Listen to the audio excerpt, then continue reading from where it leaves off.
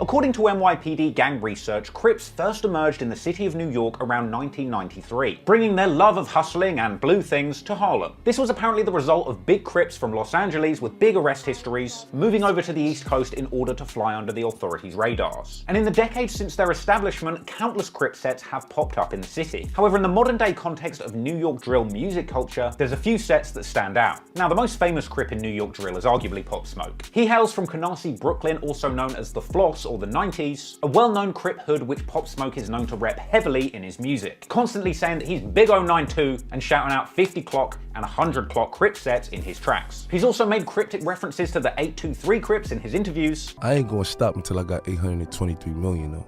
That's the number? Yeah. Why that number? Yeah.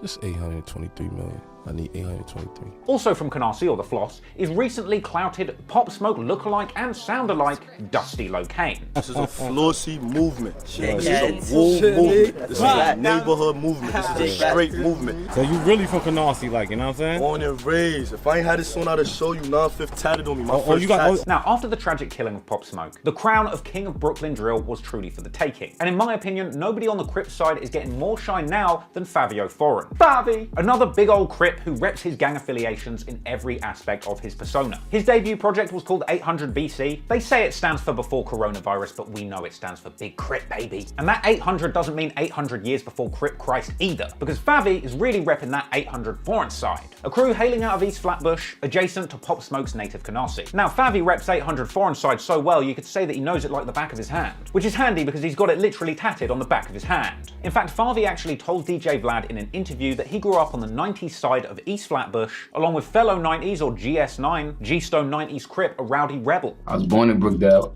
and I was raised like in the 90s, that's East Flatbush. Okay, and I guess you and Rowdy Rebel actually grew up in the same building. He lived like down the hall and around the corner. And Bobby Schmurder, he lived around you also? That's a fact. That's all gang. I mean, that's all family. So we can add Bobby Schmurder and Rowdy Rebel to New York's rapping Crip lineup. In fact, you might have even heard Bobby Schmurder shouting out his fallen brother Shiest in some of his songs and interviews. Well, it turns out that Shiest was also a good friend of Fivio Foreign's, who's paid tribute to him by showcasing his mural in his music videos. Fun fact, that's actually from the music video for Critical, Fivio Foreign featuring Fetty Luciano, who is funnily enough Rowdy Rebel's little bro. Anyway, Favi has also shouted out Shiest in interviews, saying that the ops should know better than to disrespect his name. They mentioned what? They mentioned Shiest, they mentioned King. I mean, that's one of the top dogs, and that's my man. That's my man.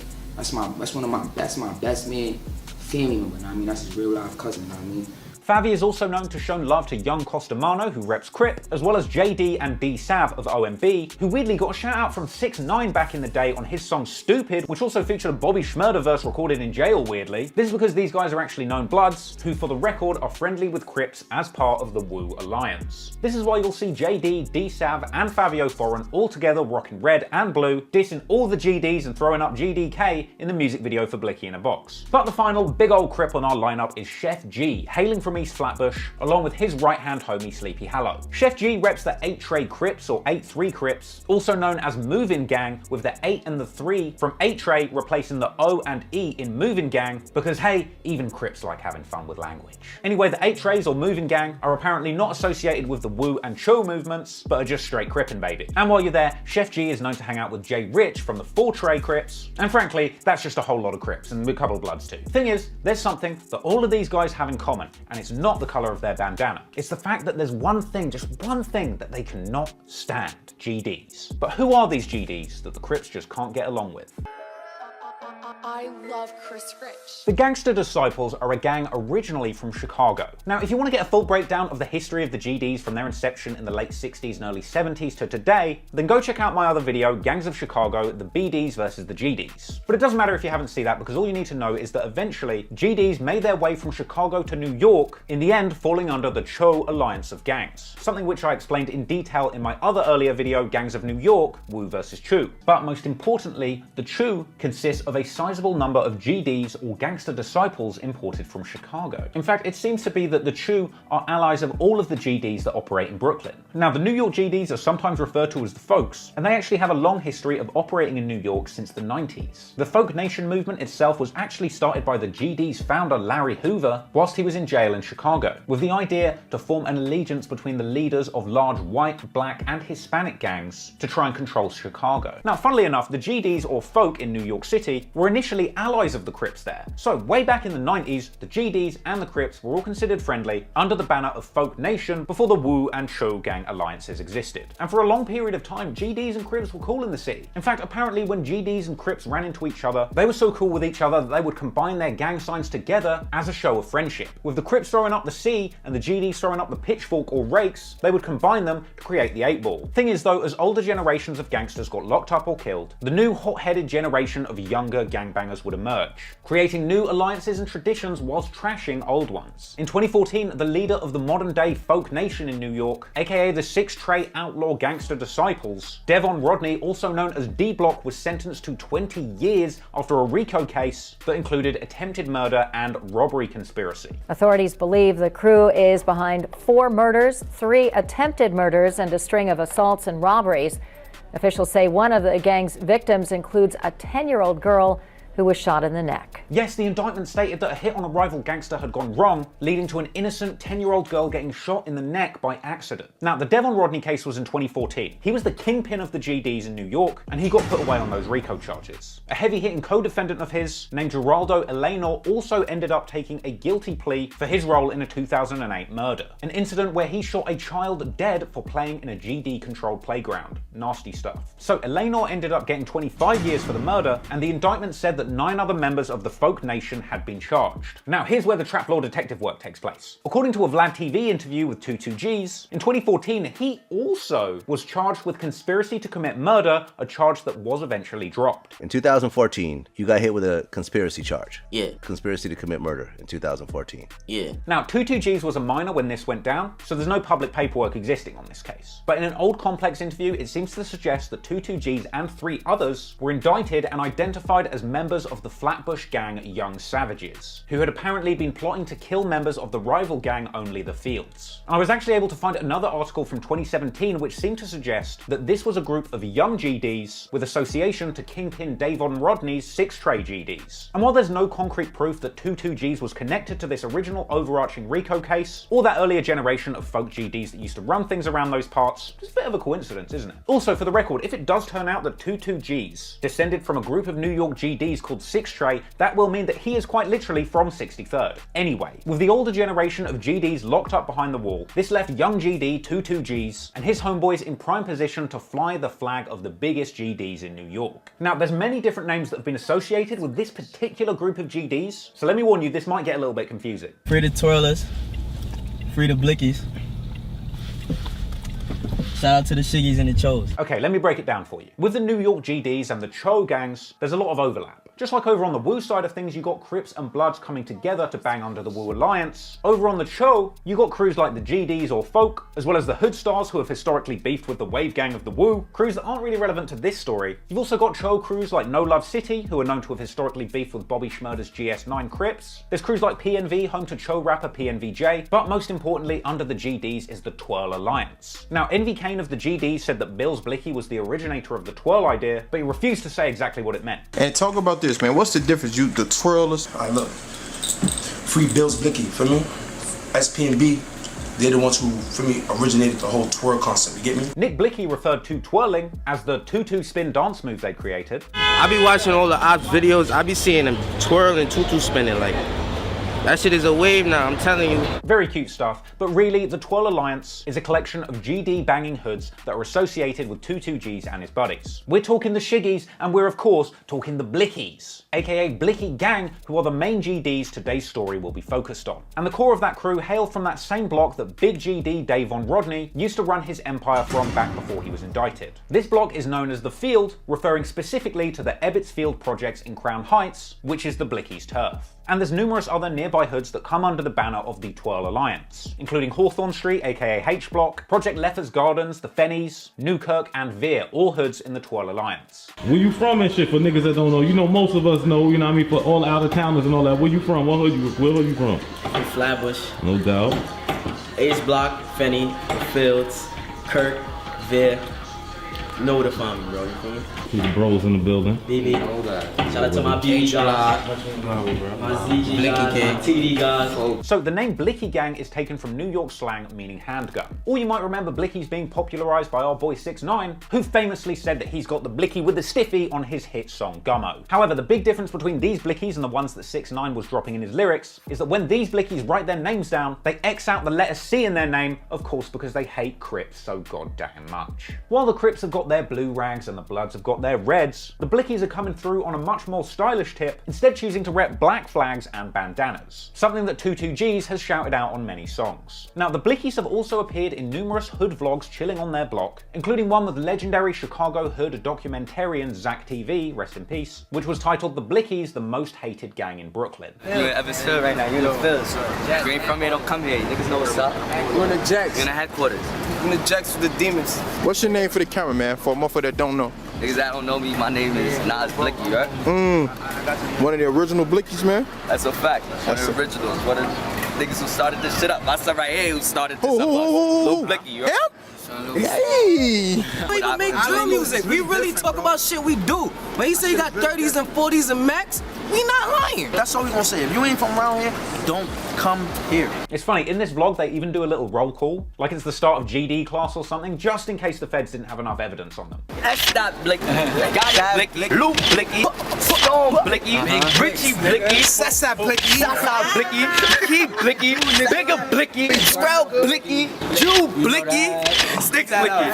That's the ghost. You call him ghosts. Okay. However, the main characters for the purpose of this story are 22G's, Nick Blicky, Nas Blicky, Lou Blicky, and Envy Kane. So, now you know who runs the streets of New York on both sides of the fence, you need to understand exactly why these two groups hate each other. And the insane reality is that the majority of the deadly beef between these two groups has been caused by a simple but powerful three-letter phrase. A phrase so powerful that saying it in the wrong block of New York or even Chicago could get you duly blammed in the face without warning. I'm of course talking about GDK.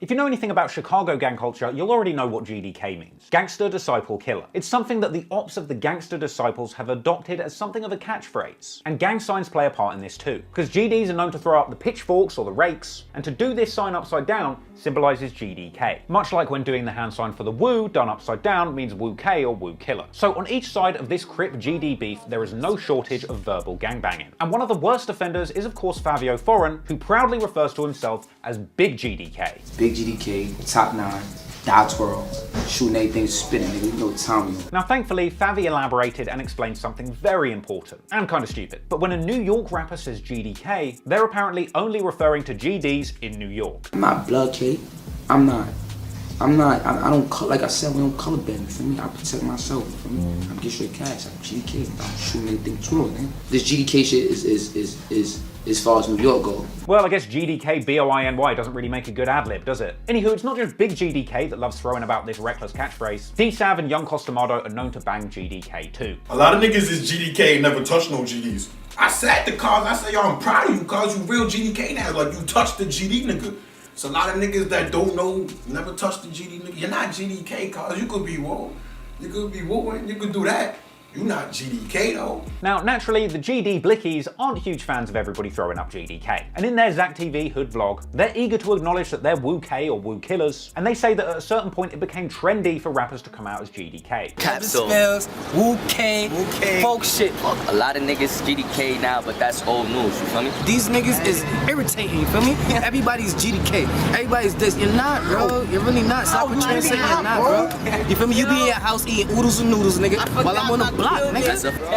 Yo, Crip killer, you heard? Meanwhile, the OG gangsters in New York were also annoyed at the GDK movement, because just as we mentioned previously, there was a time back in the day when the Crips and the GDs in New York were friends. Combine that with the fact that there are GDs all over the US, in Chicago, DC, and beyond, that have got nothing to do with this New York beef. So to many, especially the older generation of New York gangsters, the idea of running around the city saying K all GDs is mad dumb. You saying GDK, you not saying I'm Cho K. You ain't saying I'm Blicky K. You saying I'm GDK, fool. Niggas is from New York, niggas are not thinking about niggas from Chicago and thinking about niggas from your city. Niggas is thinking about niggas from here. In fact, funnily enough, even Jay Rich from Moving Gang says that he doesn't drop the GDK rakes. His reasoning is because he says he has respect for the other people who built the drill scene all around the US, some of whom are GDs, suggesting that this beef between the Crips and the GDs is indeed a new thing. All this Crip and folk shit going on right now, that's some new shit right now. That whole beef shit, all the older G's can tell you that's some new shit right now, feel me? I was fucking with mad G's though, I fuck with G's, I fuck with mad bloods, like, I don't drop rakes on my video. But at the end of the day, some of my homies, you feel me, that really put on, that really did their thing, is G, you feel me? Like, hell, at a certain point, the GDK movement picked up so much steam in New York, even the city's rat infestation were throwing GDK. Oh, are you wildin'? So, with clownery like this going on, it's no wonder that GDs all over the United States have come out to say that New York's GDK movement is wrong when there's literally no reason to start needless beef with GDs outside of the state. But for the people who are involved in the events that unfolded between these two groups, their hatred of the ops runs so deep that they're truly ready to bang GDK to the grave. So now that we fully understand the city's gang culture and have become bona fide New York drillologists, let's take a closer look at some of the insane and deadly drama that's unfolded between these two groups over the years and see how this deadly war played out in the streets of New York. The long battle between the Crips and GDs in New York is bloody, violent, and shocking. It's kind of ironic that we started this video referencing the classic New York City gangsters from back in the day, because in the modern day, the Gs in the streets of New York are in many ways much more brutal than their old school mafioso counterparts. For example, consider this grisly incident. In 2016, when a man who is said to have been connected to Bobby Shmurda's GS9 gang was found drowned wearing a pair of cement shoes. The body that washed ashore Monday in Sheepshead Bay has been identified as 28-year-old Peter Martinez. He was reportedly in the G Stone Crips crew, the gang infamously linked to the incarcerated rapper Bobby Shmurda. Martinez was not stabbed or shot, but bound and his feet cemented before being thrown into the city waters. Now, fun fact, this is actually the only time that this method of execution has been recorded as used in American crime history. For real, like the actual mafia back in the day didn't have the balls to do shit this brutal. Or perhaps maybe they know better than to try and drown someone wearing cement shoes, because it turns out this is actually a really bad way to get rid of a body. In this case, the deceased man actually floated back to the surface despite the cement boots. Because that concrete wasn't given enough time to set, it eventually got oxygen in it, causing the deceased man to float back to the surface. So if there's any real gangsters watching, next time stick to using pigs. The best thing to do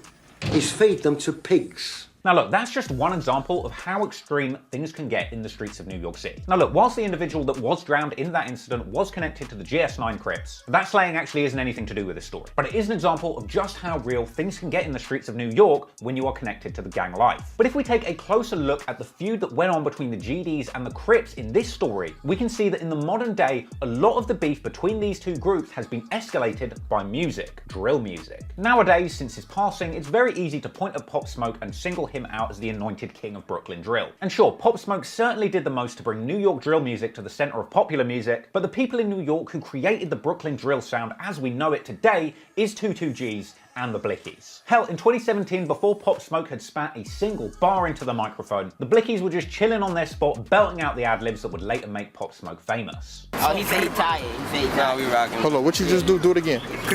What that mean? Let the people know. Wow. Bow! But aside from being able to simply make the noise grrr, the Blickies were actually the first in New York to pioneer the trend of using UK drill beats in their songs. So originally, Bobby Shmurda and the GS9 Crips were the first rappers from Brooklyn to start speaking and rapping honestly about the gang life they were living, but they were mainly using Meek Mill type beats, nothing super original. It was only when 22Gs, Nas Blicky, and Nico Suave combined rapping greasy New York gang shit over a UK drill beat that the Brooklyn drill sound was truly born for the first time. And this was on the track Blicky, or Go Nowhere Without My Damn Blicky. Now look, this track doesn't sound like one of the more polished UK drill sounding beats that you would hear today from a top drill producer like Ghosty or Chris Rich. No, Blicky sounds a lot more basic, much more akin to an early UK drill song from back in the days of 2015-16, when British drill producers were still trying to find their signature sound. In fact, in 2016, New York's Blicky perfectly mirrored the kind of UK drill beat that you would hear in London in 2015. Send a clip up in a damn blicky. Go nowhere without this damn blicky. Go nowhere without this damn blicky.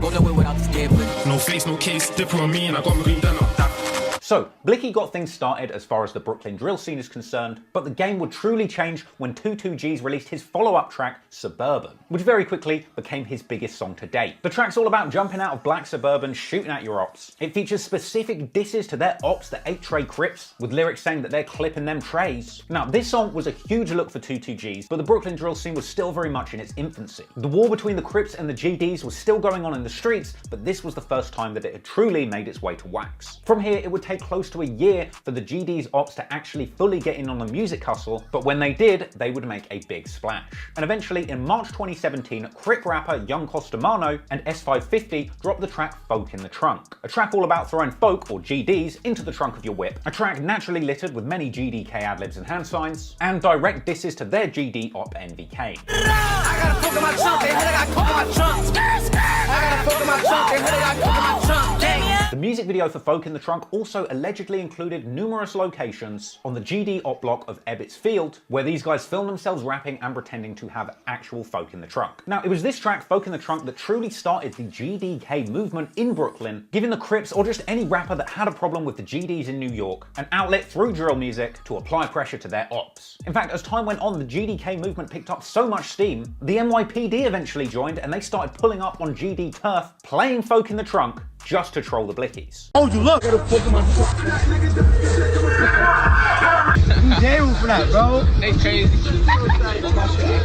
Yo, bro. Pook, you hear that? You hear that song? And so at this point, with all of the attention that Brooklyn drill tracks were beginning to get, it was only natural that more rapping Crips decided to throw their hats into the ring and start dissing GDs on drill songs too. Most notably was of course Chef G, who came through in April 2017 with his first song, 4 Dem Racks. This came along with a music video showing many members of Movin' Gang, showcasing just how much they hate GDs by dropping numerous rakes in the video. Yes, there's plenty of upside down pitchfork hand signs symbolizing that everybody in this video is indeed a GD killer, especially this one white dude in the background who's dropping those rakes a little too enthusiastically. Calm down, Simon, you don't want the GDs catching you lacking in Whole Foods now, do you? Anywho, setting aside all of the rakes that these Crips were dropping with their hands, Chef G decided to take it to the next level by literally beating the shit out of an actual rake in the video. Hey, fuck that rake, I heard he was Leaf K. Hey, at least we know Sideshow Bob's GDK now. Anywho, between Young Costamano, Chef G, and the NYPD, the GDK movement was picking up big steam in New York. Naturally, the rise of the GDK movement would eventually make its way back to the GDs themselves, and eventually when Mel's TV caught up with the Blickies for a hood vlog, they themselves acknowledged the rise of GDK in Brooklyn, but suggested that everybody was just riding the wave for clout. It's GDK. I need to know when this shit started though, like, G shit, when did this shit started, my nigga? Free my guys, man, who got locked up 2012, my nigga. Nobody was GDK then. Funnily enough, they also called out Young Costamano, saying that they filmed Folk in the Trunk right at the edge of their hood, and that they wouldn't have the balls to come and film it right here on this spot where they're standing right now. Do you see where we chill at, bro? Come shoot the music video right here. You gonna go all the way on the other side.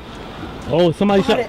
Come on, bro. Coming over here, I don't know, at 5, 6 in the morning, I don't know. In the morning. The nigga that made Folk in the Trunk, I bet you he would have never did it right here. I ain't gonna hold you. You know where you at, nigga. Come try to shoot that shit right here. We would have beat the shit out his ass. So, the beef between the Blickies and the Crips made its way to music and got popping. The GDK movement was picking up steam, and the GDs weren't too happy about it either. But at this point, unfortunately, just when his team needed him the most, the Blicky general himself and pioneer of the Brooklyn sound, 22G's, would end up getting locked up for months on serious charges, not even in the state of New York. In a case that seemed so insane, nobody with a brain in their head thought that 22G's would ever see the outside of a prison cell ever again.